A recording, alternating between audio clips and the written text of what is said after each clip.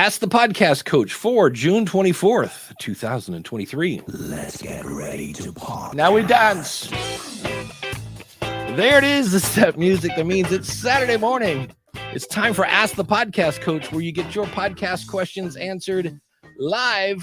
I'm Dave Jackson from the School of Podcasting.com, and joining me right over there, sitting in for the one and only Jim Coulson, it is Dan Lefebvre from Based on a True Story Podcast.com. Dan, how's it going, buddy? It's going great. Thanks so much for having me. Yeah, it was one of those things where Jim said, hey, I'm going to be out next week. And I was like, all right. And I said, you know what? When we do this, kind of like we need to have Jim fill in his chair, why are we not going to the awesome supporters? And he was like, you know who's really good on a podcast? I've had him on mine, is Dan Lefebvre. And I was like, oh, that's a good choice. So Glenn's already sat in the chair. He's, I think, on my top. Glenn from horseradionetwork.com is probably the top donor of all time. But, I was like, oh, yeah. And I went over and, before we get to your show, for the record, I was telling Dan this morning, I'm like, hey, your show is good. And I said it in a way, I guess I sounded surprised. But I do listen to a fair amount of shows that, because they're brand new podcasters, are not always great. But we do need to. Are you a coffee drinker? Oh yeah. Okay. Well, let's get the morning pour going here. He brought his own. I've got the same cup. All right, excellent.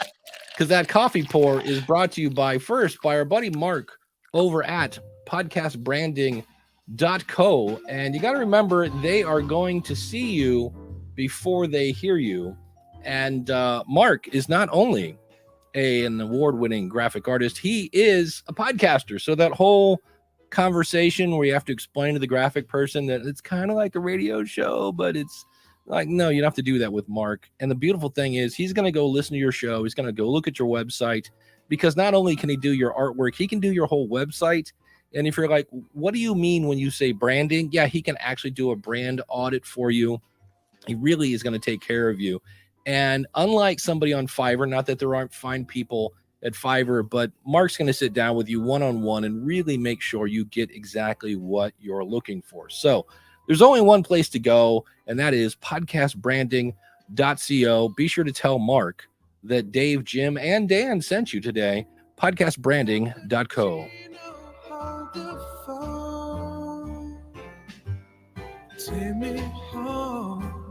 And Dan, would you like to tell everybody about your show? Yeah, sure. Of course. I mean, I actually, before that, I did use Mark to design my business cards when I went to Podcast Movement. And nice. Very happy with that. My show is based on a true story. We talk about the true story behind movies. So the latest episode, The Thin Red Line, movie about the Guadalcanal campaign in World War II, talked to a World War II historian about how much of it actually happened. Yeah, absolutely. What's cool, I was telling Dan this morning, I'm a Van Halen fan. And in one of the Van Halen songs, David Lee Roth says, here's to your thin red line. And I was like, I've never understood besides, and then I heard there was a movie about it. I'm like, okay, there's more to this. Likewise, there is something going on with Congress and these investigations about Crossfire Hurricane research. And I was like, wait a minute, that's Jumpin' Jack Flash. So I'm a big, anytime you quote lyrics at me, I'm off and running. So I was listening to Thin Red Line this morning.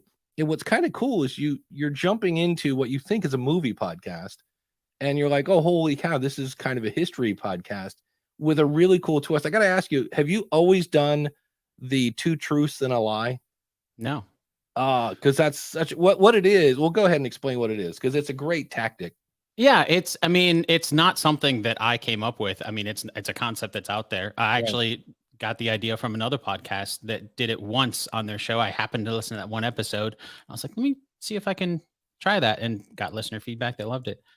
Basic concept is, at the beginning of the show, I have give 3 facts. 2 of them are going to be true that we learn about throughout. And then one of them is a lie that I try to also be something that we learn the truth about. So it's obvious that it's a lie.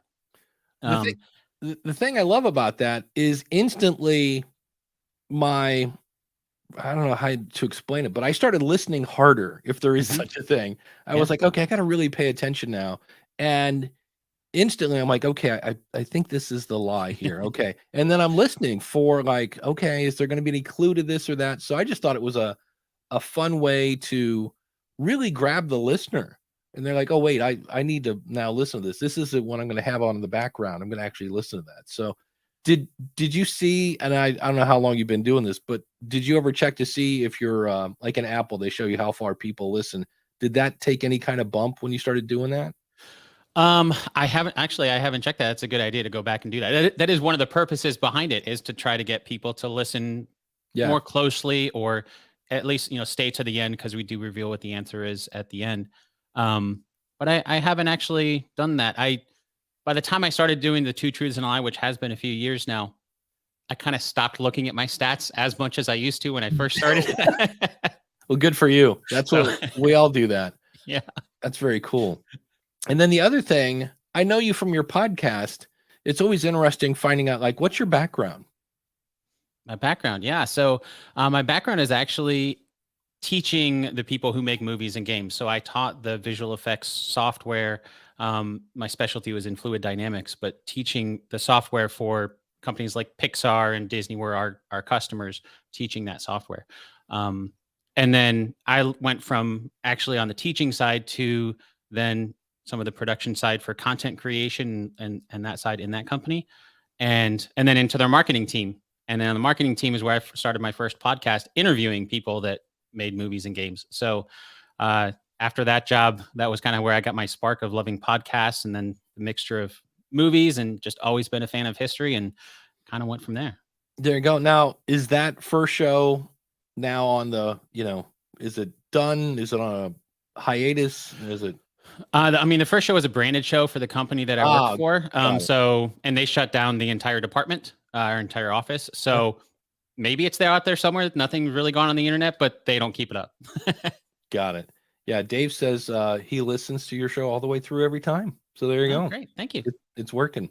So awesome. Well, the other thing I wanted to ask you about, I have almost all the different media hosts, aside from RSS.com, Transistor, and Megaphone. I saw a demo of Megaphone a couple years ago, and so I just wanted to get your impressions of it. I really don't know much about it. What I used to know, and I don't know if this is true, it used to be that you could only be on Megaphone if you were, in the 10,000 download range. Like, you had to have a big show to go on Megaphone because they had all this advertising stuff. I don't know if that's still the case. I don't know if that's the case, if they have that limit there, but it is very, very heavily focused on ads and dynamic insertion and all of those tools, which quite honestly is one of the biggest reasons why I switched over there when I started to go full time with the show and working with ads and stuff like that. I work with an ad agency that finds all the sponsors, and they were already accustomed with Megaphone. And one of the things that I like about Megaphone is I can create a user with permissions that allows them to go in and see everything. Nice. I can control the content, but then they can see all the stats and everything. And so I don't have to go in there and find all that stuff and worry about all that stuff. They can do all that for me. That's very cool. And is that, I think you're working with True Native Media. Am I correct? Yes, that's correct. Yeah. Yep. Heather Osgood. Heather right? Osgood. Yep. Yeah, she's awesome. So yes, she is. That's cool. Awesome. Any other fun-filled benefits of being on Megaphone, or unique features that they have, or?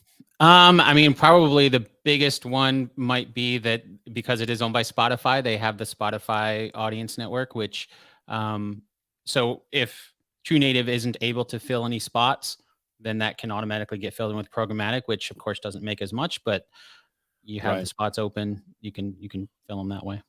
And I don't want to get in your wallet, but do you know what's the average? Because when I just started looking into programmatic ads, because there are a ton. I mean, there's True Native Media. There's I want to say Gum something. It's some sort of, you started off as a comedy network, but there's a bunch of different, there's AdvertiseCast and things like that. How long does it typically take for you to get paid? I think I want to. Well, I mean, I get paid every month, but I guess I think it's 30 days. Okay. I think it's a 30-day delay. I mean, the payment comes in every month, and then I guess I don't You remember look if at it's when it for was, that specific month or Yeah. not. Yeah. yeah, because But- I've seen it anywhere from a week to 90 days. And I was like, 90 days would be a bit of a bummer. But Yeah. on the other hand, 90 days from now, if I was getting a check, I don't think I would complain. It's just a matter that, as somebody who works in support, I could see somebody on January 1st starting a campaign and in February going, hey, where's my money? And you're like, and it's usually not the hosting company, it's the ad agency, or not in, that's like, not, and in the case of like Heather, it's not Heather, it's Right. it's the actual sponsor that's usually huge.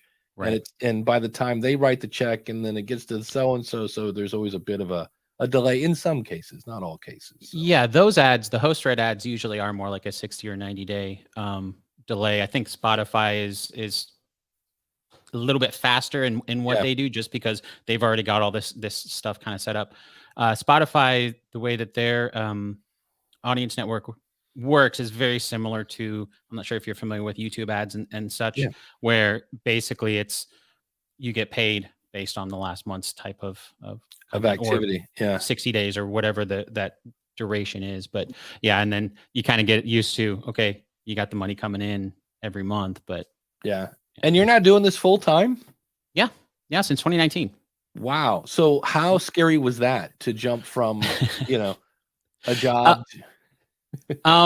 There's always risk. Quite honestly, I'm the type of person that doesn't like risk, so I tried to avoid as much as possible. I did. So I was working for a company, and that job ended. The guy who ran the company decided he wanted to spend more time with his family. Perfectly makes sense, and he gave us a runway to find something else. And at that point, I was making the same as my paycheck there, so it wasn't a huge risk, to be Right. completely honest. Other than now, I don't have that other paycheck, and so now I have to be completely on me. Yeah. So there's always that risk.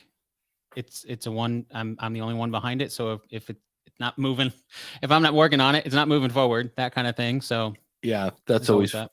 And health benefits? How does that work? I mean, I got to pay for them. Okay. Yeah, it's all me. Okay. So is that something? What is the government thing? For lack of a better phrase, Obamacare. Is that what you're using, or is there a better? Yeah, basically. Yeah. Well, there you go. All right. Very cool. As always, if you have a question, we're here live. If you're watching live, then it's askthepodcastcoach.com/live. But if you got a question, feel free to throw it in the chat, or if you want to jump right into the video, just go to askthepodcastcoach.com/question, and we will be happy to answer your question. There was a guy last week. It was let's list all the things that Dave has done wrong week on Ask the Pod, which was great, by the way. I'm not complaining, but he mentioned a bunch of episodes that apparently have not been published, and Jim ever so politely said, hey, you should probably email Dave those, because otherwise he's going to have to come back and watch the video, and that person did not. And so I know it's the week after London. I'll have to go back and look at the dates, but if that person is here, let me know what those dates are. I'll be happy, because apparently I missed a week when I came back from London. I remember doing the show. Apparently I didn't post it. So if you have any insights on that, to do that. But I did see, speaking of ads, I saw this, and there was something that jumped out at me. This was in a Facebook group, and this was from a guy named Bill, and he says, when is a good time to start ads? I do a monthly show.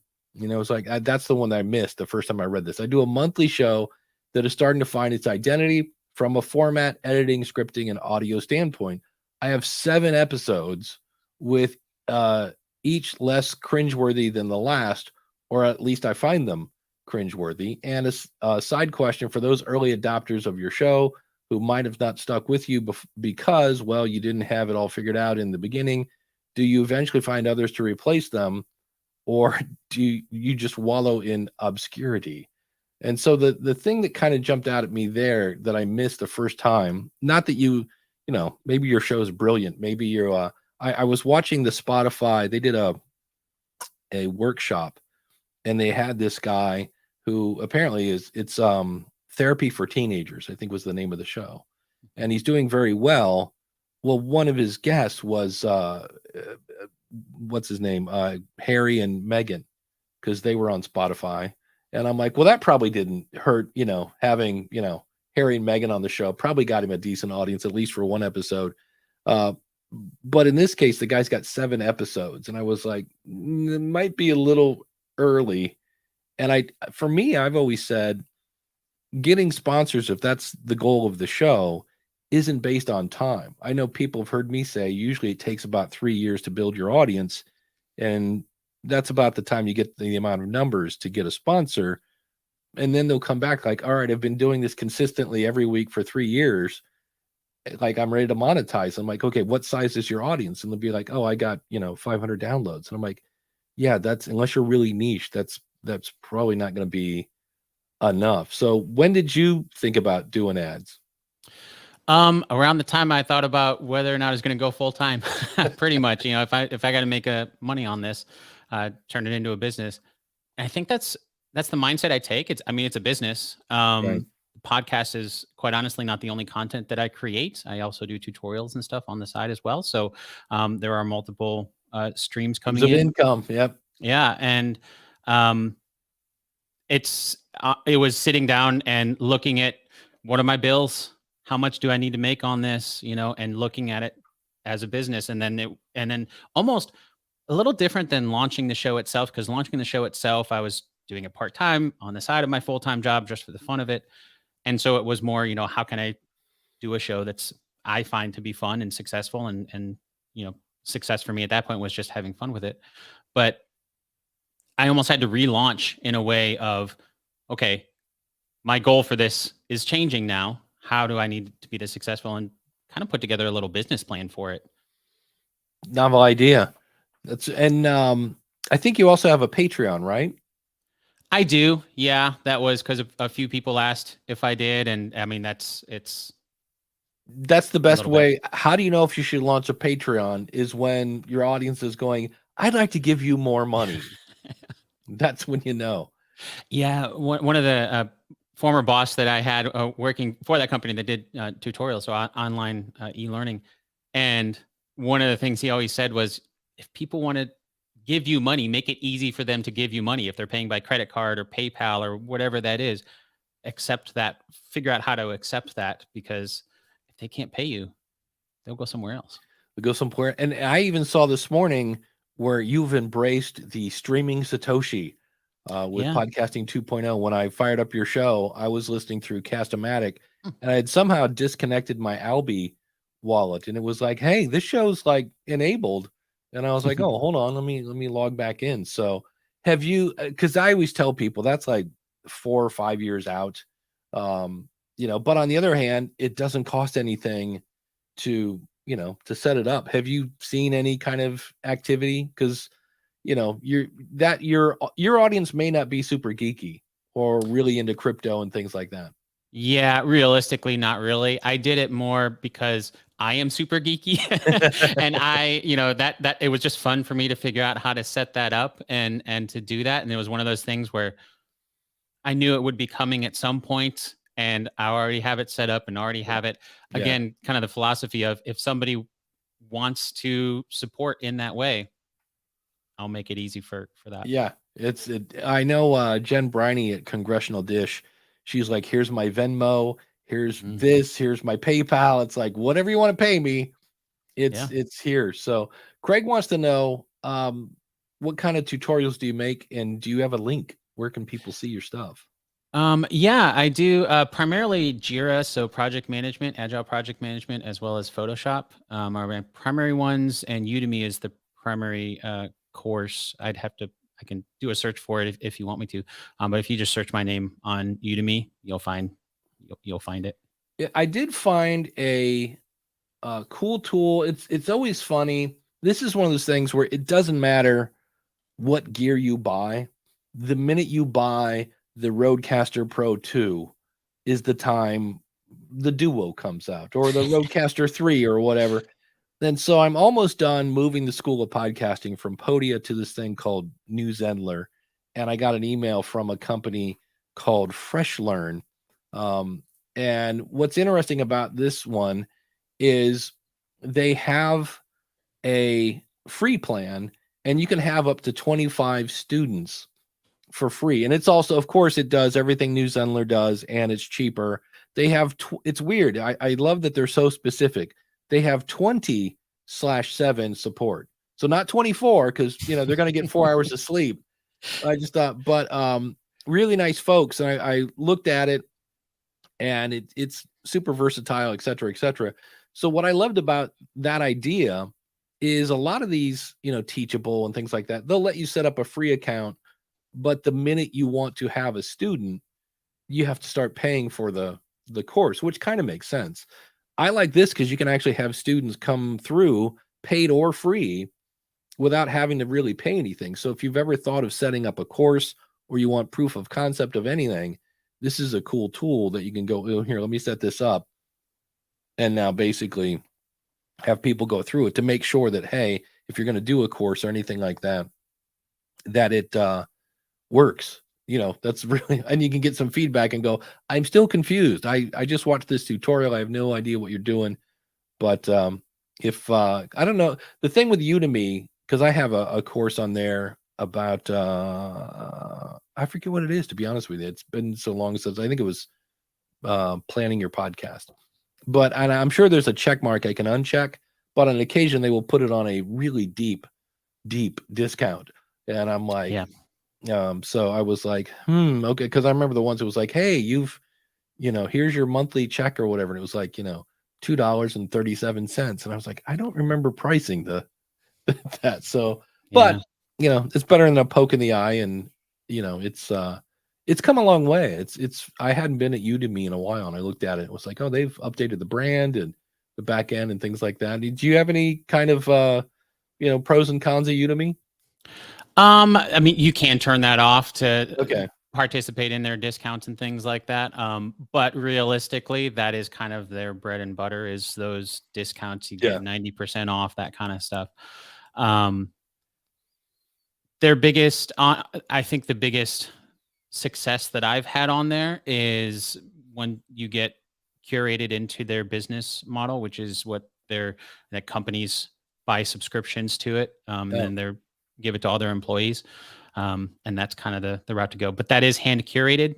And so getting in there is not as easy as just creating something on there. It's creating something that's good, that they're looking for, and that kind of thing. I had a little bit of a benefit because I used to create tutorials for a living. So I knew I knew the process, and just kind of went with it.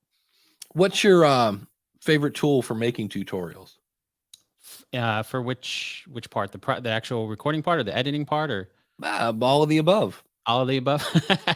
Camtasia for screen grab, and then I use basically the Creative Cloud suite. So mixture of Photoshop and Premiere and After Effects and Audition. All right, it's very similar to podcasts in that way. It's a video that you're recording with audio, and just a little bit of a different process for the content.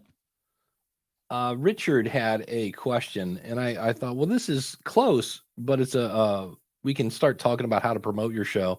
He says, does anyone see the value in tagging podcast platforms? So, he sends something on Twitter, and it's, at Apple Podcasts or whatever whatever their handle is over there.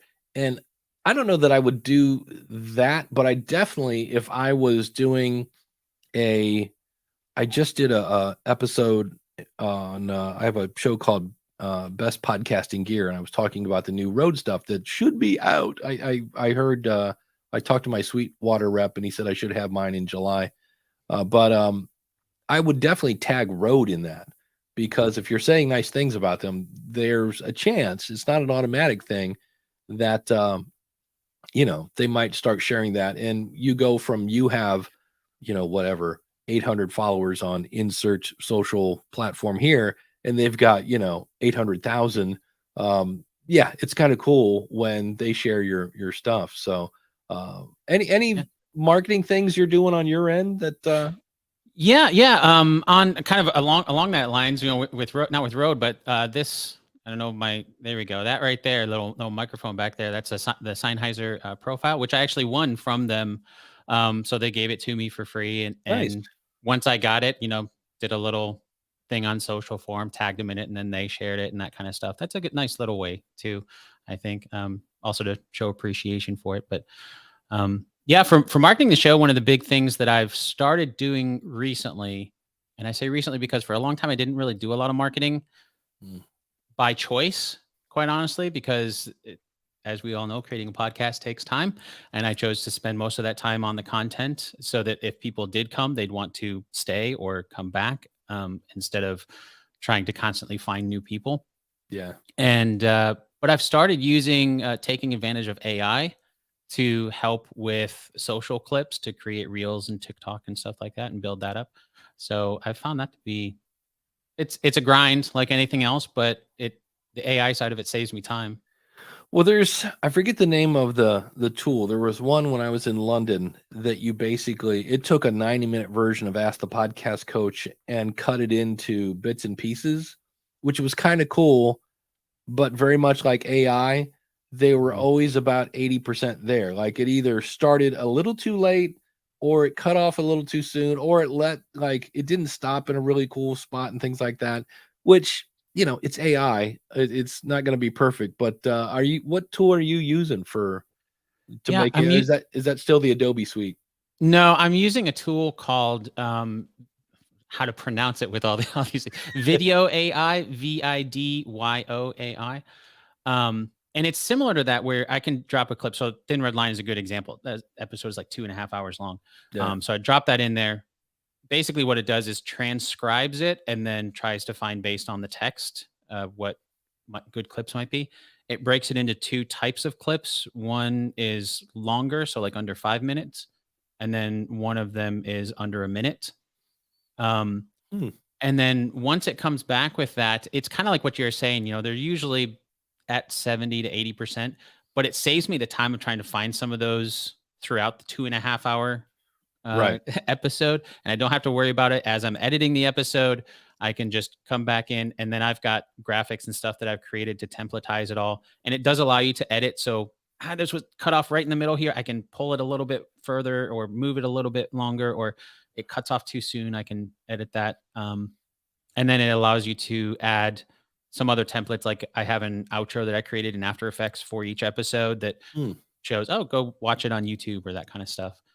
Little things like that it's saved me a lot of time because I don't have to, in my podcast editing brain, which is kind of the way I work, I batch things.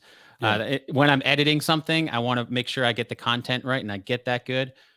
I'm not worried about marketing. I'm not worried about marketing clips. Oh, this might be a good clip. Every so often I'll be like, oh, that might be a good one, but I don't derail myself to go out down and start building these clips. I can kind of compartmentalize that way. Sounds fun. I know there's a few. I know Descript has a pretty cool tool. If you've gone in and manually put the stuff, you can say, hey, export this as shorts or whatever and things like that. And you can basically use chapters. But every time I spend any time learning Descript, it updates and I have to relearn it. And so I've almost quit using it. The only thing I use it now for is studio sound if I get really bad audio. And what I've been using is Adobe Enhance, which is free right now. I think you can do an hour and a half a day. So I had I edit a show for some brain surgeons, which is interesting because it's hard to edit for content because I have no idea what they're talking about. But I can get the ums and knows out of there. And I get some of the most hideous audio files because these guys are literally brain surgeons, but they don't know anything. I think the one guy actually had a mask on. It just, everything was, I'm like, I can't understand what he's saying. But I ran it through Adobe Enhance. I had one last night and the same thing. I think he was on his phone and he put it on speaker and was talking that way. So there's just tons of room noise. And Adobe Enhance took a big chunk of it out, added a little EQ to sparkle it up a little bit, and off we go. So the AI stuff is, again, can really come in handy. So yeah. Let's see here. We've got this I thought was interesting. This was from Charity.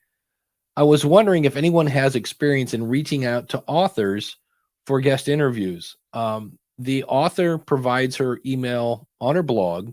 So I was going to go directly to the author, but at the bottom of her website, it also states, for blurb requests, press and other industry matters, contact my agent, which is, she doesn't say if the agent's information is there or not. So she says, so in this case, who would be best to contact for the podcast interview? I feel like I might have a better chance of her being on if I contact her directly, but I don't want to be disrespectful in the industry. And what's your knee-jerk reaction, Dan, to this? I come across that a lot because I interview a lot of authors. Yeah.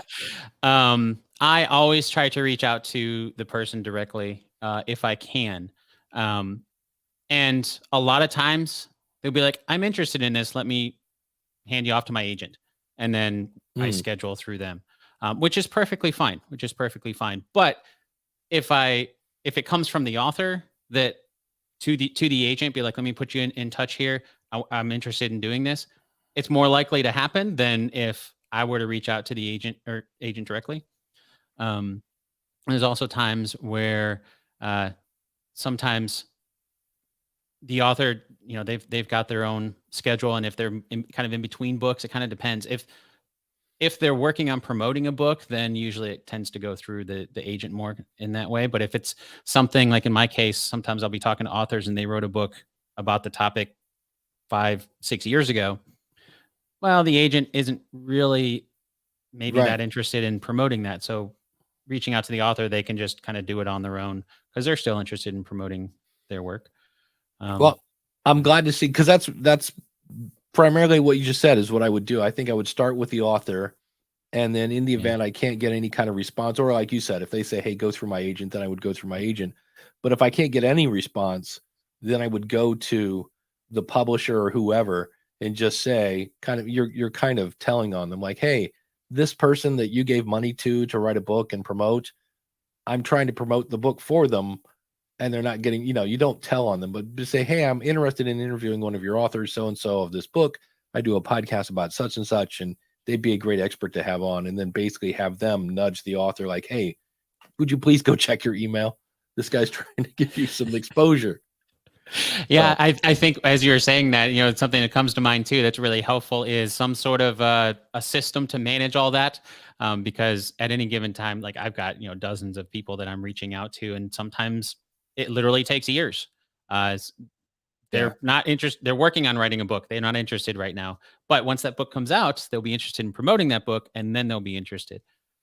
Do you have, do you use spreadsheets, or what do you use to manage? Okay, I need to email, Meryl again. I haven't talked to her in 3 months, or whoever. I use two primary tools. Jira, one, which is I do tutorials around actually using kind of the podcast workflow as an example. And then I also use a tool called Todoist, which is task management. And that's kind of for the individual tasks. That's usually more for the emails and things like that. For somebody who is not really sure yet until they confirm. Once they confirm, I'll move it into the Agile project management tool. Okay, this is going to happen, and I can track then the production process. How do you spell Jira?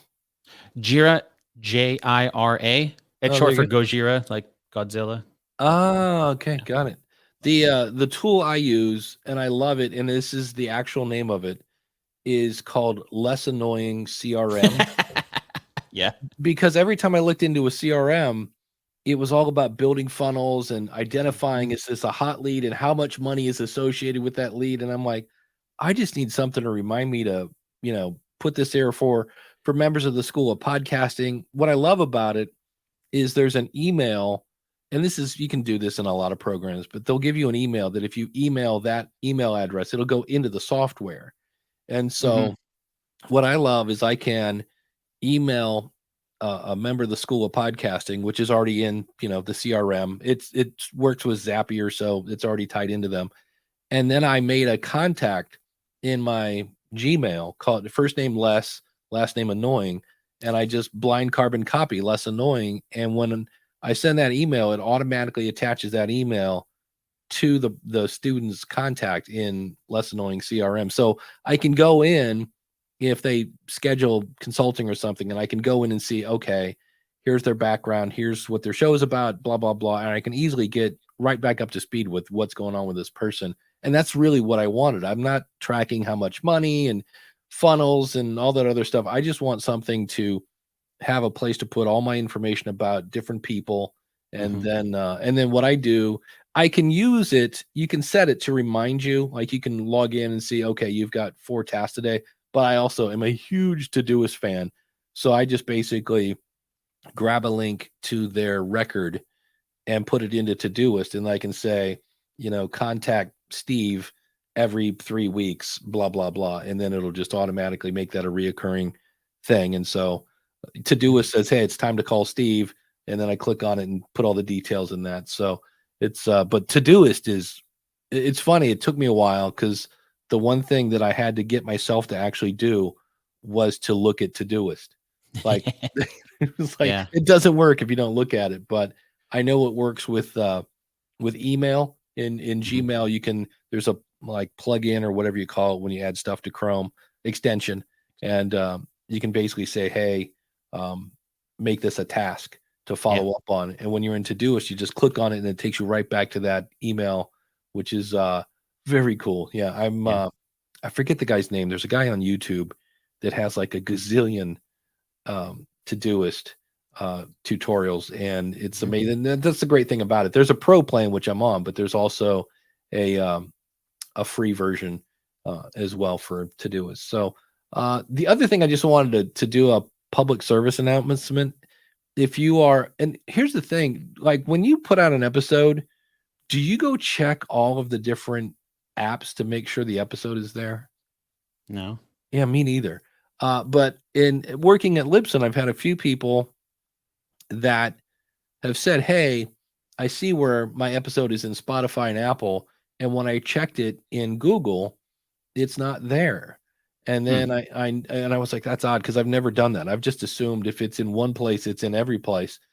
And so they're right. And then I noticed there's a member of the School of Podcasting and a couple people at Libsyn that have submitted their show, and you'll get a thing that says this, this feed or whatever has not been served yet. In other words, Google, if you remember, they have that weird thing where they're out searching the internet for your feed, which is kind of good unless you're doing a private feed, and then it finds your private feed and that whole 9 yards. But that's how a lot of times they would add you to Google's. They would just find your feed. And to make a long story short, we don't know what's going on over there, but it's definitely looking like something like, I don't know if they cut their staff or what's going on, but things are not updating on a regular basis in Google Podcasts. And so what's cool about this is one of the Libsyn customers reached out to Google, and they actually got back. And I always say, if you go into, it's with an S, podcastmanager.google.com, there are little buttons there that have a question mark on it. If you click on it, you get an option to contact Google. And in my travels, it may take 5 days, but they do eventually get back to you. And they said to go to, I believe it's Sub Hub. It's a Google thing. And you can submit your feed there, and it might speed things up. So they didn't say what's going on. They didn't say like, hey, we're down to me and, Nancy is now the team. I don't know what's going on, but I'd never heard of go to Sub Hub to, basically add your show, to speed up adding Google to find your show. So that was, I don't know. I was just like, okay. But just so you know, all the apps eventually have a bad day, whether it's Apple or Spotify or Amazon or whoever. And I always use the analogy of Netflix. If you're in the living room and you're watching Netflix on your TV and you're like, oh, you know what? I'm going to finish watching this in the bedroom. And you go into the bedroom and you turn on your TV and Netflix won't work. Well, there's something going on with that TV, because we know it's not Netflix problem, because if there was a problem with Netflix, it wouldn't have worked in the living room. There's something going on with your router, your TV.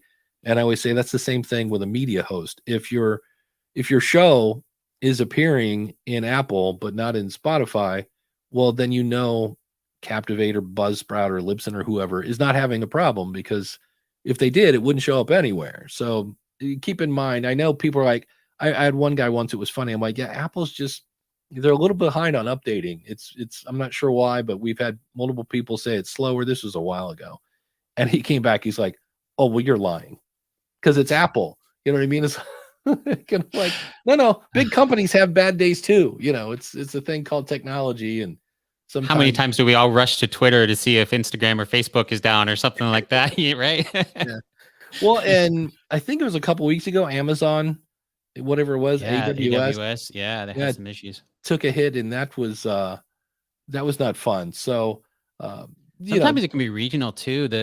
Speaking of the company I used to work Yeah. for tutorials, we had servers with AWS, and the primary one would be on the East Coast where Netflix is hosted as well. And there was a huge storm, like a hurricane that came through and took out some of the data centers, and people on the East Coast were affected, but we had redundancies in West Coast and around the world and stuff, and they weren't as affected as much. So sometimes, even though the internet is everywhere, it's still really connecting to different computers. And if some of those computers are affected, sometimes people in different regions can be affected more than others.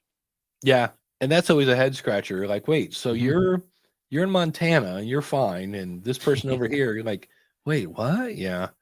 The internet, always so much fun.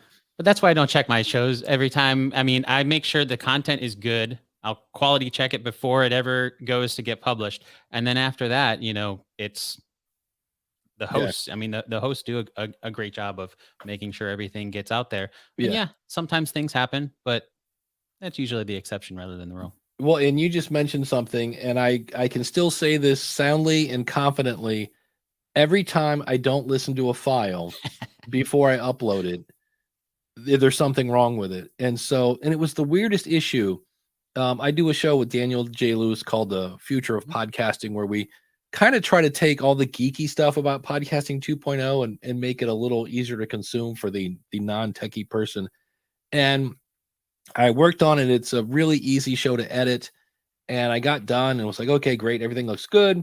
And I exported it and never listened to it. I went through and added all my chapter stuff and blah, blah, blah. And off it goes. And I went to bed and I wake up to a bunch of emails going, do you know that like there's the intro and then there's just nothing? And the Hindenburg was still open. I had not closed it. And I went in and it was weird. It had a place marker. Like you could see where the file was, but there were no squiggly lines. And I was like, that's really odd. So I just right clicked on the file and I went to properties to like, hey, what are you looking at? And all I did was it's like, hey, it's here. And I clicked on the button and instantly like, it was like, oh, that's where I'm looking. Like it had somehow forgotten it. And so I re-exported it. And what I did in that case is because it'd been overnight, probably 50% of our audience had downloaded the file, which is always, that makes you feel great. And so I just I made a new episode and put in like a bracket fixed so that if somebody goes, hey, wait a minute, I just saw this episode, why am I getting it again? It's like, okay, this one's, and if you didn't get the first one, because that one then was marked as a draft to get it out of the feed. So in theory, if your app is updated, you should have lost one and gained one with the word fixed at the end. So in theory, if the audience was like, wait, why am I getting this again? Oh, this is okay. There was a problem with the first one, but I was just like, I'm here to tell you, because I almost always, there are a couple apps that do this. One is Pocket Cast. Cast-O-Matic does it. Overcast does it. And then what it does is it allows you to, via some sort of web portal or whatever. I'm on a Mac and there's a, what do they call it? Is a section where you can go in, iCloud. And if you're using iCloud, you can upload it to iCloud and it will show up in the app. So I can actually listen to the show via my earbuds like it was like normal. And this was one where I didn't do it because, well, it was a short show and I just listened to it and it was easy and everything was fine and blah, blah, blah. And I was like, every time. Yeah. So have you ever had the same thing? Yeah. Have you done the oopsie? Have you had an oopsie? Oh yeah, I think I'm sure we all have. I mean, as far as the content itself, yeah, I use Pocket Cast. I used to have my own little private RSS feed and upload there, but Pocket Cast makes it real easy. Upload in the browser, and then I use it as an excuse to get out from behind the computers. I'll go take a walk, go for a run, do whatever. Listen to it, earbuds, run some errands, listen to it in the car, different speakers, and make sure everything's all good to go before ever scheduling it, before ever getting it, I Yeah. don't publish right away. I always schedule ahead of time. But even then, yeah, sometimes an example most recently would be I did a Chernobyl series with five parts. And I produced all those at the same time and scheduled them all out at the same time. Everything was all good to go. But as you could imagine, the process for scheduling it out was pretty repetitive. I mean, they're 5 of the same things, a little bit different. So I copied, the stuff from one episode to the other. Well, it turns out I think it was episode 3 actually had the MP3 file for episode 4. And so as soon as I released it, people were like, wait, what?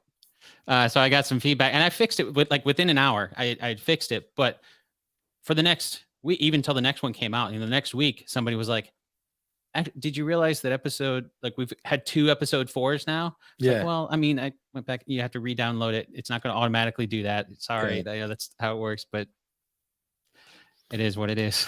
We've all done that. That's always fun. Yeah. And the good news is, at least for me, when I woke up, it was like my inbox was like, hey, just so you know. And then you need people that will give you bad news. You know what I mean? You need the people like, hey, just so you know, I had, I forget what the deal was with their website, but they had a link that was going to nowhere. And I was like, hey, just so you know, this is a really good article. And you got me all hot and bothered about this thing. And at the bottom, I clicked on it to check out more information. And I go, I don't know if it's some sort of click tracking redirect thing. I go, but it just sent me to page cannot be found. And they're like, oh my God, that's the whole point of the article was to get you to click on that. And then it didn't work. And he's like, thank you so much. So as much as, we all hate to be in that situation, the sooner you can let somebody know there's a problem, the better it is. Cause man, that's nothing worse. And I think that the tone in which it's said is very helpful too. Mm-hmm. Yeah, for sure. There's definitely a lot of times where people will be very accusatory, and it just human nature. It puts you on defense right away, and that's not helpful. Yeah, we were talking about Descript earlier. Chris Stone says Descript is a beast. I agree. For doing video, it really is great. Yeah, they kind of shifted their focus a little bit. Because audio, there's not much to it, but they really started focusing on, oh, hey, you can use this for video. Yeah. The changes they're making are extremely useful. And he says, but I agree. They keep moving the furniture. Yeah, that's not good. And I need to go back because that's the thing I loved about Descript with video, especially, is there's a speed control.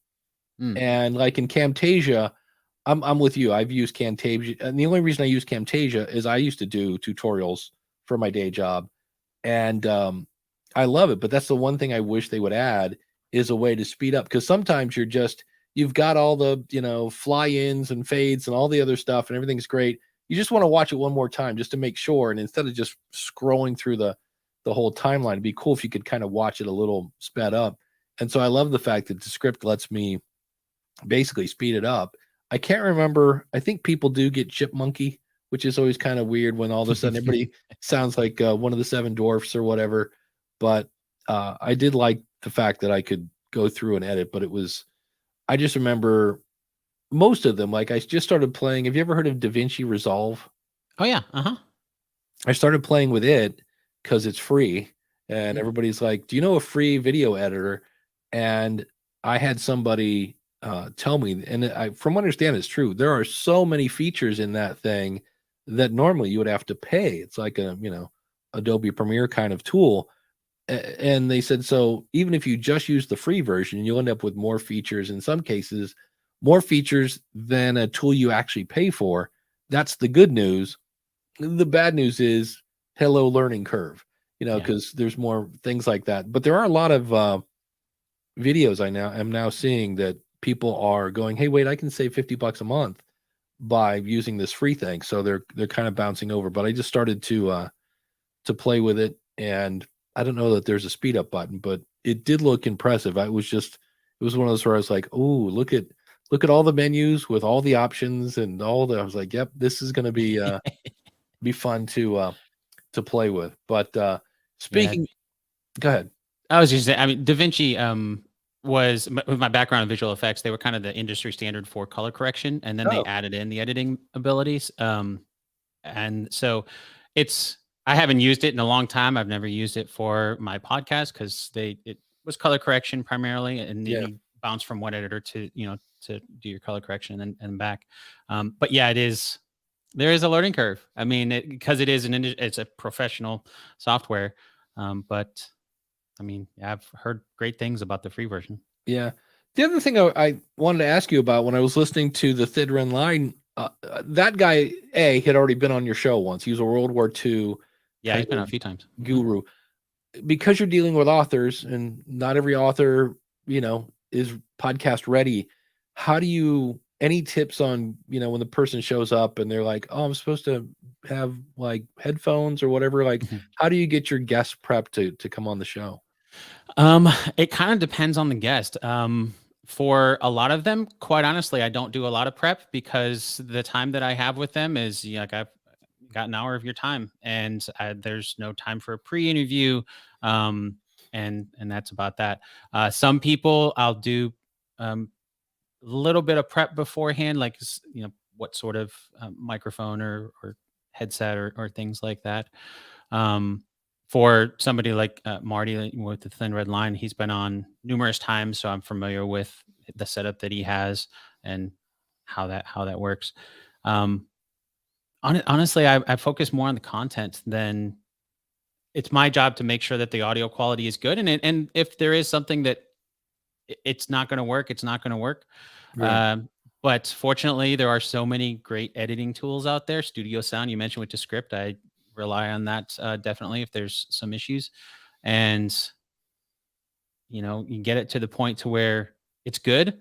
And it's never going to be like what we have. I mean, sometimes if I interview somebody who happens to have a podcast of their own, which, does happen. Some, authors have their own shows, and historians or whatever may have their own shows. And so they're familiar with everything.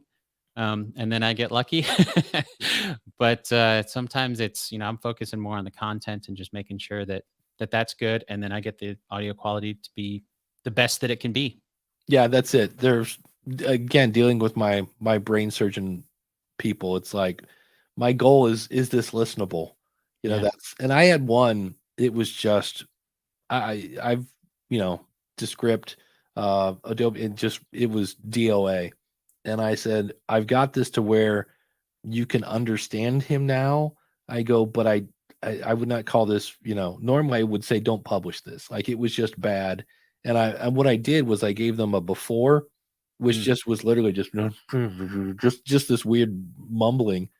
And I said, and this is where it's at now. And that's as good as it's going to get. Do you still want me to publish this? And they were like, yeah. And I'm like, okay, it's your brand. So you got to do what you got to do. So it's always fun. Speaking of fun, my favorite people to have fun with are the awesome supporters. And of course, you can be an awesome supporter. Dan's an awesome supporter. He's you know what? Let's ask you this. I was kind of jokingly put you in as Mugshot because you're sponsoring Jim's mug. And I was like, does that bother Dan that we put him in as the Mugshot? Because people, Mugshot is usually not a good thing. No. Okay, good. I was just making sure. But yes, you can be an awesome supporter by going to askthepodcastcoach.com/awesome. And if you're looking to start a podcast, well, schoolofpodcasting.com, you've got your step-by-step tutorials so you can learn at your own pace. Notice how I'm going to go in and outside here. So the feature is online courses. The benefit, you can learn at your own pace anywhere you want as long as you have the internet. Group coaching, of course, sounds fun, but it's also a networking capability. You can get more than one opinion on an answer, et cetera, et cetera. And I say this because I was talking about getting feedback. This is the stuff I learned about my sales page is I like to list features, but I don't list enough benefits. So schoolofpodcasting.com. If you're looking to start, I would love to have you. And this is Dave being lazy. We're going to feature Connie Minnell, and that's because Randy Black, I'm going to give you a giant shout out next week. Randy is actually a new supporter, and I forgot to get his website. So Connie is over at restingintheword.com. Thanks so much for being an awesome supporter. Ask the Podcast Coach runs on Podpage. And if you want to try Podpage, go over to trypodpage.com. And if you, there we go, want more Jim Cullison, because you're like, oh, no Jim today, then go over to theaverageguy.tv. There's tons of Jim over there at Home Gadget Geeks. And we're on the journey to 35. Actually, I think we are now at 35 with Randy. But Randall, we will give you a giant shout out next week. So we're on the journey to 36. If you'd like to be that 36 supporter, go over to askthepodcastcoach.com/awesome. But Randall, I had some fun. Well, here's you ready for a 10-second tangent? I'm now wearing a continuous glucose monitor, which is great fun, and it messed up my whole morning routine. So all of a sudden I got done. I was like, oh wait, I got to get this and that, and so I didn't get a chance to update the PowerPoint. Kevin has a fun-filled question. He wants to know, Dave, are you using the Rodecaster 2 for this broadcast? I am, which enables me to do fun things like, yeah. We've got that. Where's my air horn at? I thought I had it. Or take my wife, please. Okay, all those fun-filled sound effects you can do. I am going to be having a garage sale. It dawned on me that I have mountains of gear around this house. My brother walked through the one day. He goes, do you realize you have a mixer in every room?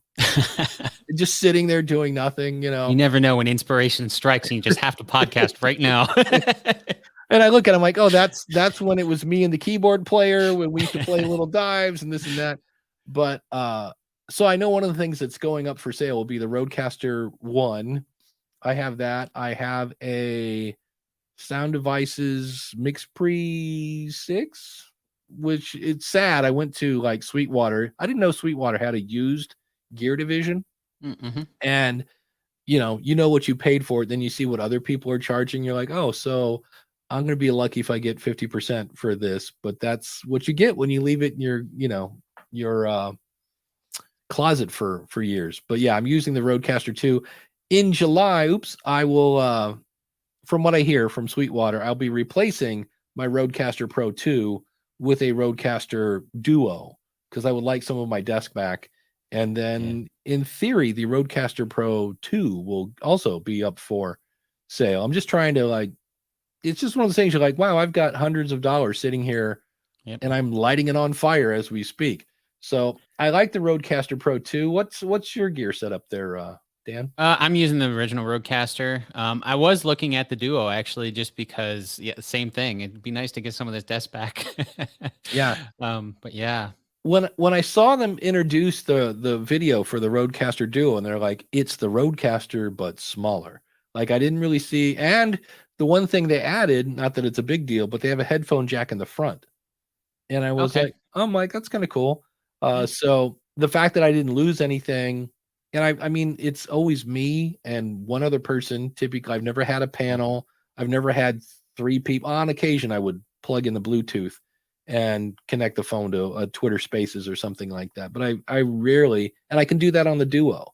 If I want to, I can have me on channel 1, you on channel 2, and then a phone on channel 3, and that's about as crazy as I get. So now you could, do that on the Zoom PodTrack P4. You're just not going to have all the fun-filled, Aphex processing, which really only matters if you're live. I mean, because you can always add that in post. Do you do any kind of post-production with plugins and such? Yeah. I mean, my show is not live at all. In fact, I use that to my benefit to let the people know when I'm interviewing them. This is not live. If you need to stop and restart, we can do that anytime. So yeah, a lot of the Rodecaster features I don't even really use. The biggest feature that I like is that it records and that, records completely independently. So I record my video independently and I record the audio then independently in the Rodecaster. And then I also, of course, have the recording platform that I use in this case right now, Zencastr. So I like being able to do that, but I don't really use any of the other features. That's why I was looking at maybe even the Duo might just be still a little bit of overkill, because I'm not going to use any of those things, because I don't do any live stuff. That's it. It's like I don't really have a need for a rim shot. You know, it's fun when it's there, and of course, then you've got all the stupid effects where I can come in and do this because this is handy.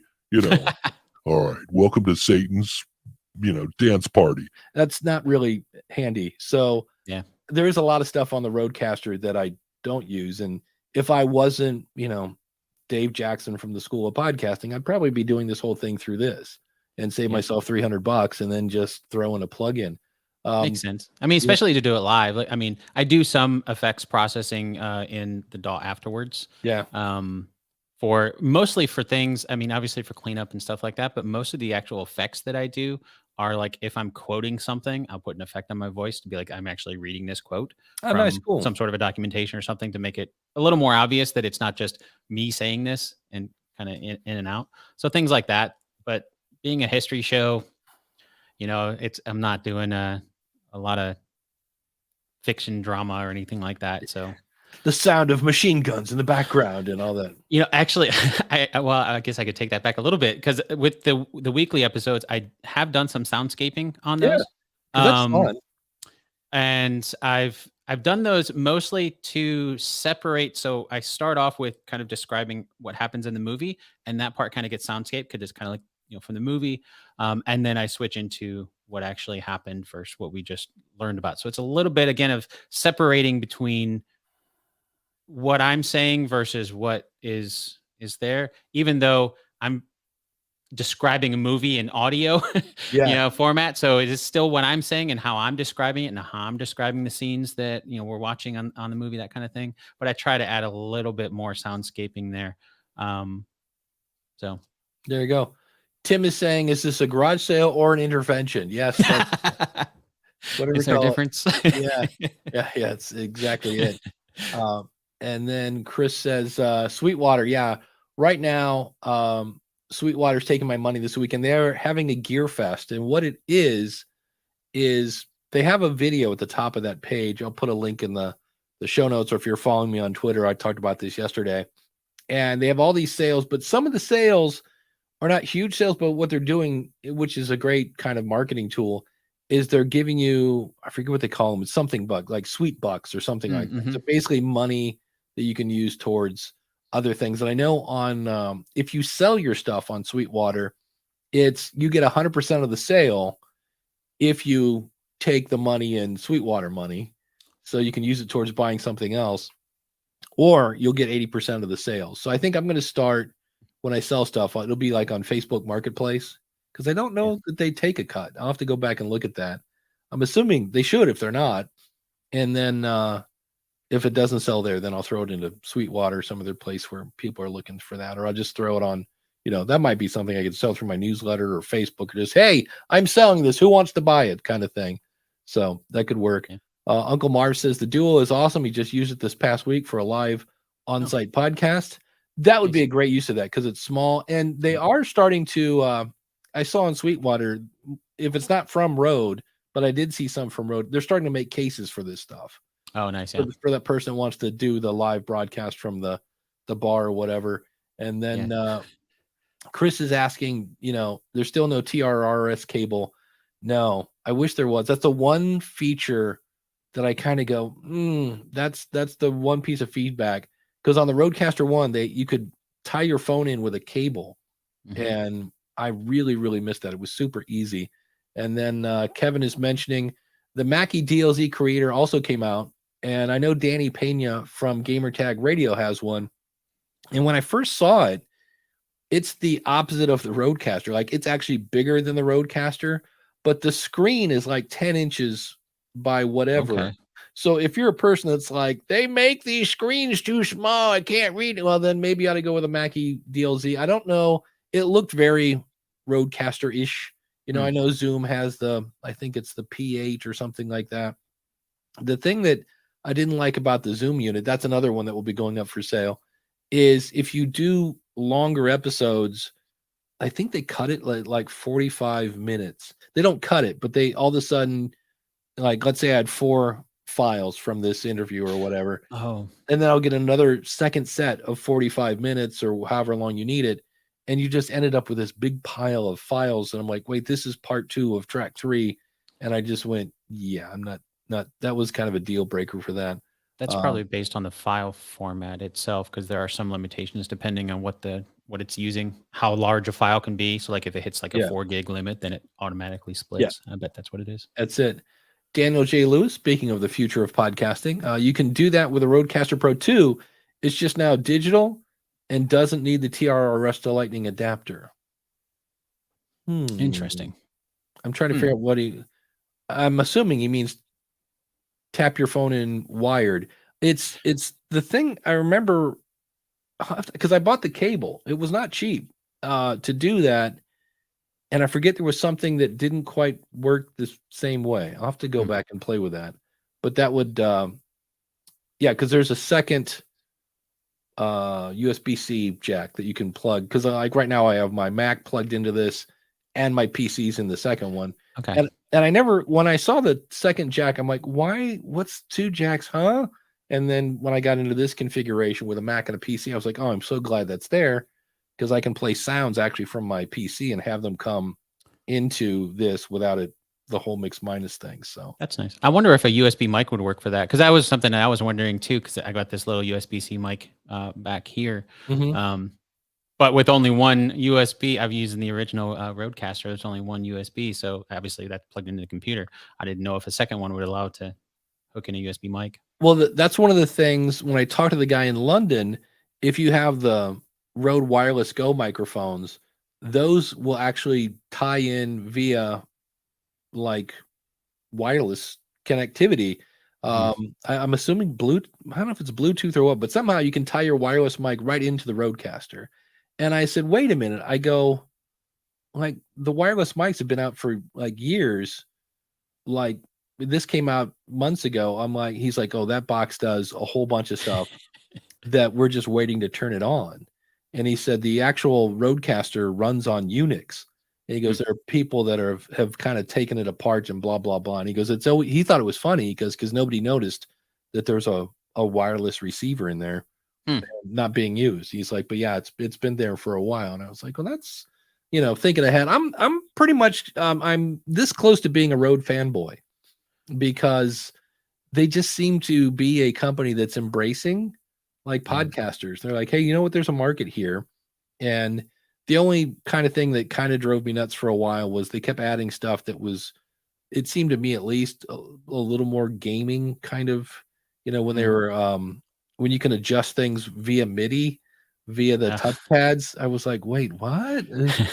Who needs to change their lights with that? But, it saves you from buying a, whatever it is, the Stream Deck from Elgato. You can do that. So gear and more gear. Yeah. And there's, I mean, whenever I look at gear, I'm always looking at, obviously what do I get out of this? But I also, 99% of the time, there's just so much stuff that I'm just never going to use. I mean, just for my show, it's pretty simple, and I'm not going to change the show based on the gear, just to take advantage of stuff. So like, talking about the TRRS and, hooking in the phone, like I don't even do that. Like or like going wireless. Like honestly, I don't want to go wireless, because when I'm in the middle of speaking, the Thin Red Line episode in 2.5 hours, that's edited. Our conversation went for like 3.5 hours. I don't want to have to wait, like, just to see, like, if the batteries are going to die or something like that. Like, I don't want another thing to be there. So everything's plugged in, everything's, there. So just little things like that. Well, the thing I loved about the wired connection is it was super easy. If my phone rang, I just grabbed it, plugged it in, and I'd turn up the fader and I was good to go. With the wireless connection, it works great. My problem is I need to remember to go in and turn it off, because I'll be having a phone call in my house and I'll be in the kitchen and all of a sudden I'm like, wait, you still there?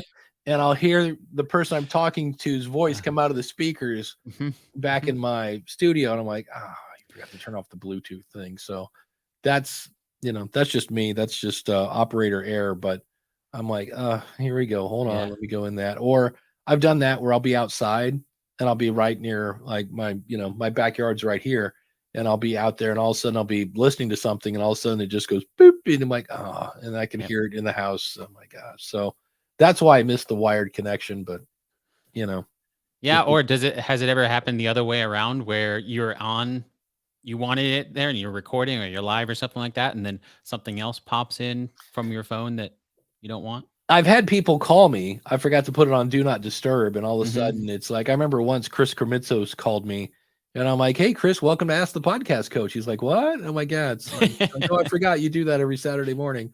So, Yep. and I've had Sheila, the church lady, call. So that's where I learned the fun of Do Not Disturb. And I had one a couple weeks ago. I had Twitter Spaces because I love the fact that the whole mix minus, like everybody can hear everybody. It's so easy that way. And just for some reason, it just quit. Like the Bluetooth just, and it's sitting, 8 inches from each other. I'm like, that was kind of odd. So you never know what's causing that kind of stuff. It always makes it fun. That's when you just go, oh, that's right, technology. Yeah, wonderful. So that's always fun. Yeah, that's something that I've learned from the experience of my show is I try to not use my primary things for recording. Like I now have a computer that is dedicated to recording. It doesn't have any of those sort of things that are going to pop up notifications or anything like that, because I don't want to have to remember to go into do not disturb or focus mode or whatever it's called, Windows or Mac, and I just sit down. Everything's all configured. It's ready to go. I still run through checks just to make sure, because you never know. But but hopefully, everything's just ready to go. Yeah, I get into trouble occasionally at Libsyn because I will turn off my notifications, and then I'll go to work in the morning, and they're like sending messages to me in Slack, and I'm getting a whole lot of nothing until I look at them like, oh wait, I have 4 people trying to work. Like, what's the deal, dude? I'm like, oh, sorry, forgot to turn notifications back on. Oops. Yep. So it's always fun. This came in. It's an oldie but a goodie.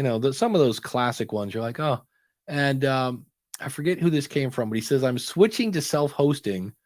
I've just changed my RSS feed from using rss.com to a self-hosted on my own WordPress website. I've been transferring all of the shows over for the last 2 weeks, which right there, hello, import, and see better numbers. Now I'm 100% self-hosting. I'm wondering what the community's experience was with self-hosting. This was from ERK, ERK, 1979. And this is one of those things that I know people that have done this for years and never had an issue. But it's not the bandwidth, because you'll see where, you're spending whatever, $10 a month for a web host, and it's unlimited bandwidth, unlimited storage. And they're like, oh, well, this will be great. And in the early days of the School of Podcasting, I was on HostGator, and I don't know what happened, if it was Russian bots or what, but all of a sudden my RSS feed was just getting hammered over and over and over, to the point where I could barely log into my website. And when I finally this is back when HostGator was much better than they are now, but I'm on chat. I'm like, what's going on with my website? And they're like, here's the problem. This file is getting like just beat to death.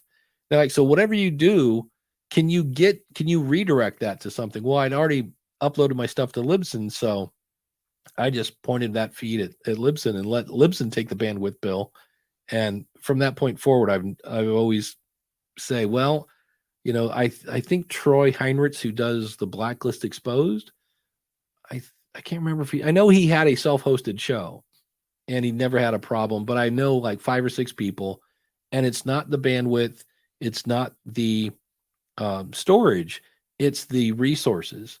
So when all of a sudden, if you think about a website, typically is graphics and text, so the files aren't that big. So all of a sudden you upload a MP3 file that's 54 megs, and 400 people try to grab it at the same time. It's the resource. The server is just going to trying to keep up. And I know plenty of people that have not had that problem, and I know, like I say, about 6 where their media host is like, you can get your own dedicated server for insert large amount of money here kind of thing. So it's just not something I would recommend. I don't know if you ever played with self-hosting with anything, or Yeah, among the many things I've done in my past, I used to do web development as well. So yeah, but it and you're right. I mean, it does boil down the resources. Think of it like your local computer. If you're recording audio, you're working with audio, it's fine. And then as soon as you start throwing in 4K video, the computer starts choking. Servers are just somebody else's computers that are configured to do web hosting and start throwing in stuff. In my mind, it's just one other thing. And podcasting, there's so many things to do. Then okay, you might be fine. But if something does happen, then it's on you to figure all of that out and to fix all of that. And meanwhile, you're not creating your content. You're not, working on the podcast. Right. If that's something you enjoy doing, then fine. That's fine. But if that becomes a hassle and it becomes more work, then pay a host to. They're the ones that'll figure it out, and you can send them an email and be like, "Hey, what's going on? Why is this not working?" Yeah. Yes. I'm trying to find a file. I thought I uploaded this to the Rodecaster. Maybe I did not. I could have sworn I did. Maybe I didn't hit save. Punching the here we go. All right. I wanted to just because I'm halfway through, I started a Buzzsprout ad for my show. I'm 50% of the way through, which was a 10,000 impression, I guess, ad run. I'm 50% of the way through. I've had 8 clicks to my show on their Apple link, 6 on Spotify, and 20 to my website. So I've had 5,683 impressions, and that's 34, which equals a 0.6 click-through rate, which is not good. And so this is where people might go, well, Buzzsprout ads suck. And so I wanted to get your opinion on this. Dang it, I just had it. Here we go. I need your thought on does this make you want to click something? So The School of Podcasting with Dave Jackson. Are you looking to start your own podcast but don't know where to begin? Look no further than the schoolofpodcasting.com. Our comprehensive online courses and one-on-one coaching will teach you everything you need to know, from equipment and editing to marketing and monetization. At the schoolofpodcasting.com, you'll be creating high-quality, engaging content in no time. Say goodbye to frustration and uncertainty, and hello to the community at the schoolofpodcasting.com. So this is where I need a friend to tell me the truth, and scale from 1 to 10. Like, I mean, I'd say it's good. I think, I have my own little thing that I go, Okay. I mean, mentioning monetization. Everybody wants to make money on things like that. My initial approach would be maybe focus a little more on you're with them step by step, every step of the way. So say goodbye to frustrations. The impression I got from that was that it's just, online courses, and that's where you're going to solve it. So they have to solve it on their own. But you also have this other element too. Like if they have questions, it's not just another, online course that you're going to have to figure out on your own when things don't work on your side the way that they do in the video. Right. And so that would be my initial thing. For me, I sounded like I was trying to be a radio guy. Like there was a lot of it was like, say goodbye to me. You can do this and blah, blah, blah. And it was like, all right. So the first one I did was even worse than that because it was all about me. Like, look at me. I've been doing this for so long and I've got all this experience. I'm like, who cares? Like, so, there's that. And then I said I had somebody evaluate my landing page, and that was one that was embarrassing in a way, that they just kept finding stuff like this is, and again, I was listing features, not benefits, but there was one button that was like more information, and the page it went to was like not helpful at all. And I was like, how did that one get through? So, and then Craig says, how about inserting a current or past SOP member in the middle to give, the fun thing about Buzzsprout ads, they're 40 seconds, which is not super short, but all of a sudden you're like, I want to say all this stuff. So, but if I do another one, that's what I'm doing now on the School of Podcasting, which are 60-second ads. Yeah. Generally, like when I'm writing those things, I fall back on some marketing training I've taken. Is like WIFM, what's in it for me? That's WIFM is the acronym. Yeah. What's in it for me? And think of that from that. whenever doing that. Another thing I'm thinking about too is I haven't played with Buzzsprout ads, but do we know what their overall numbers are? Because a lot of it could rely on their interface too. Like if they have something, but it's not the app itself or however their interface is designed is not conducive to as Yeah. So clicking as much as YouTube or something like that. You might not have as good results on their platform. yeah, so here's what I did is they gave me like 39 people, or no, 78 podcasts have been blocked because I was like, I wanted something that was either, online marketing or podcasting related. And so the only two people that said, yes, I want your ad, because you get to kind of choose who has your ad and they get to choose if they want that. So I ended up with Serve Strong Finish, which is this, and then the Simple and Smart SEO show. And I was like, okay, now you can go here to their website. And so if I go to an episode, I'm hoping this isn't going to start playing good. And I'm looking at their show notes, which are nice, but somewhere down here, there we go. No, to learn more, blah, blah, blah. Okay, that's interesting that I don't see a link to the School of Podcasting in his stuff. I might have to ask them. Let me go back to this, the joy of live. We'll do it live. Yeah, because the last time I would come over and there it is. So here's the School of Podcasting. That's that link. I don't know if you can tell, but you can see in the bottom left-hand corner that I have that as a trackable link. I'm using Switchy for that. And same thing for my Apple Podcast and Spotify. So I'm tracking this, but it is at the very bottom of the show notes, which I kind of get. But, that's kind of what you get with that. And so you get to pick what shows, and then, the audio is there. So you should have some sort of website call to action. And then, here's one where I declined. And this is when they accepted it. And I'm not going to see who that was, but so you can go in. I told him, I said, I would love to be able to see out of the 56, 91 downloads I've had, I'd love to see that like 4,000 were from this and 1,000 were from that. So they're pretty open to suggestions. It's still kind of a new thing, but I just was thinking that, hey, it's people that listen to podcasts. I'm trying to get my stuff in front of that. And that's where you kind of go, how many listeners want to start their own podcast? Don't know. So, but yeah. I mean, I guess you won't know until you try it on some of those. I mean, the type of shows, obviously, that's where it comes into the target audience. We're all familiar with that aspect of, depending on the type of show. Well, what's happened is this campaign now has been going on for probably the better part of a month because I only have 2 shows. And I said, I'll take like the first 2 or 3 that accept, and only 2 said, yeah, I'll take it. And that way the campaign goes longer. So my thought is they'll probably hear this ad more than once if they're doing like a weekly show.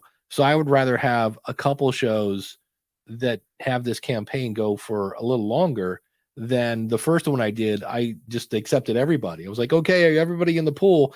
And the campaign lasted like a week. So most of those people heard the ad once. And I was like, yeah, that was with a bad ad. And I was like, wait, let's niche down a little bit on who can do that.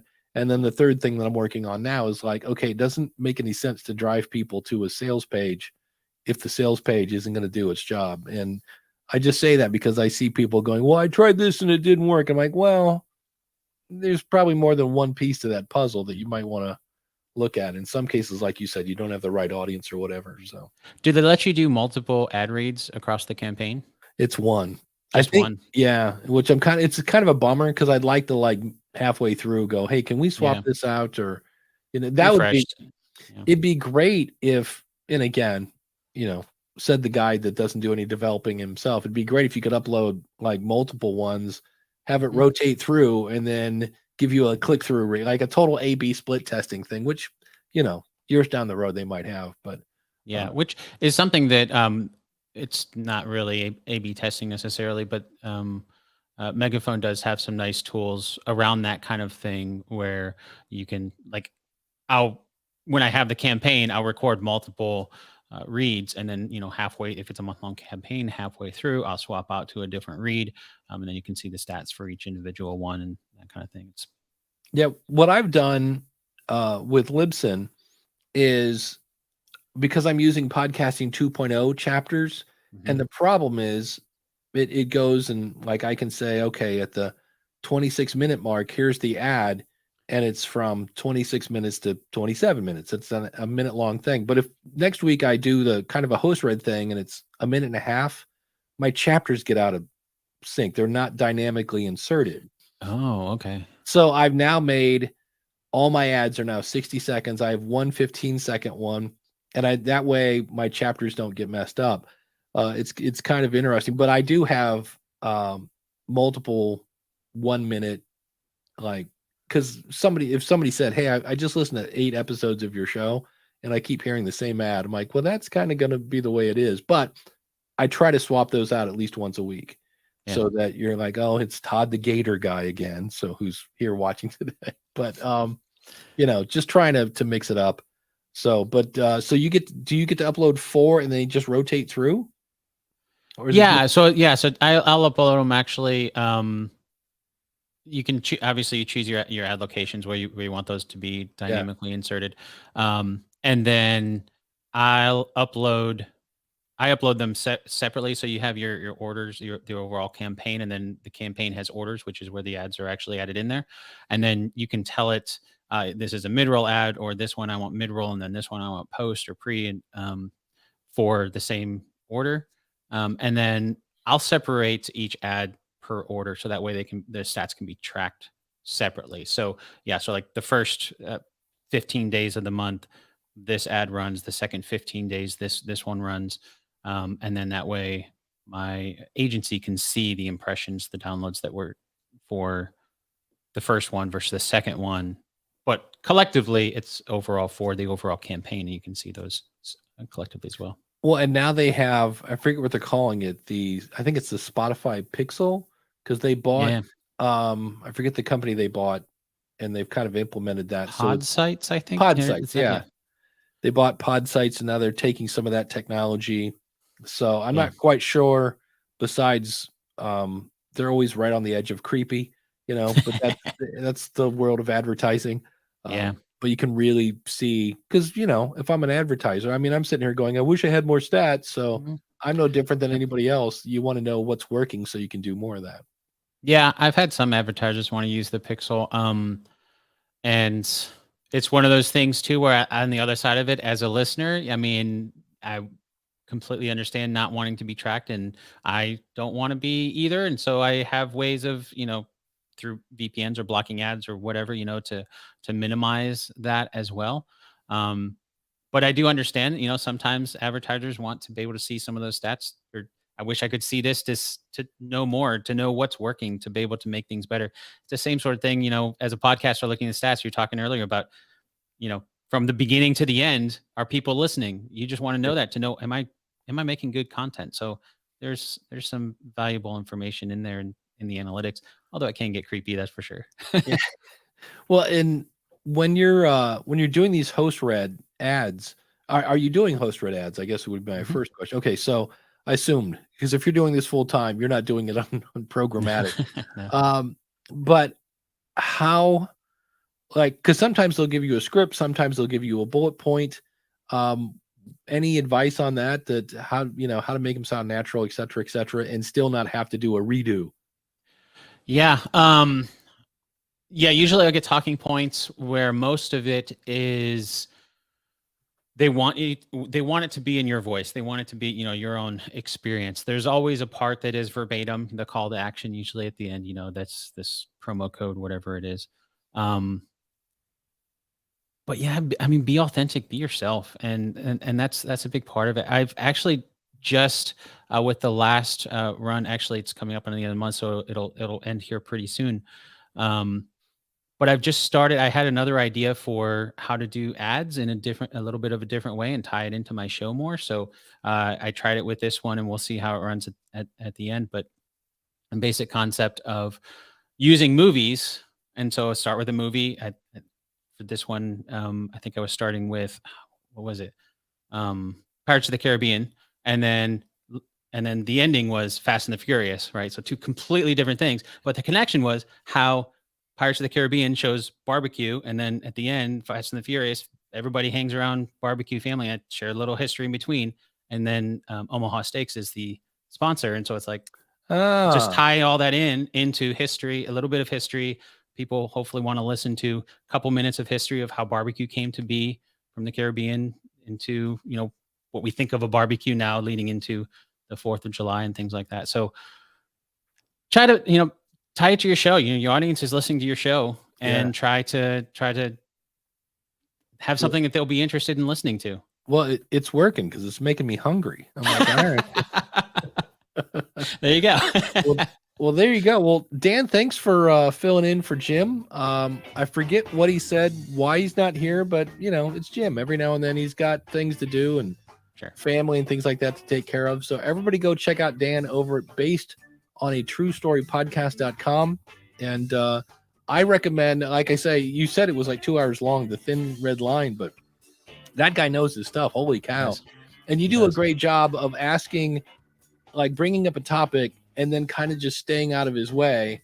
And at the same time, not letting him completely take off with the show. So it was really good stuff. So thanks for filling in.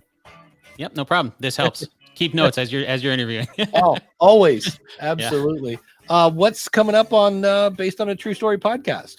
Yeah, so I've got the weekly episodes that come out every Monday for what happened this week. But also next week, I've got an interview with another author, Furman Daniel, about young Winston. So the young life of Winston Churchill. There you go. On the School of Podcasting, you know, honestly, I'm drawing a complete brain fart right now. All right. It's something. I'm talking podcasting. I'm helping you plan launch. We're talking about how to sell online courses, which you might be thinking, yeah, but I don't sell online courses. There's a lot of the marketing stuff that he talks about can be easily applied to, I need to do this with my podcast. So really cool stuff. That's a whole other Because of My Podcast story. You will hear Craig's Because of My Podcast story as well on this week's episode of the School of Podcasting. It's a good one. So thanks to the chat room. Thanks to Dan for sponsoring the mug. Thanks to Mark for being a sponsor over at podcastbranding.co. And we'll see you. I believe Jim is back next week with another fun episode of Ask the Podcast Coach. Like and subscribe and ring the bell.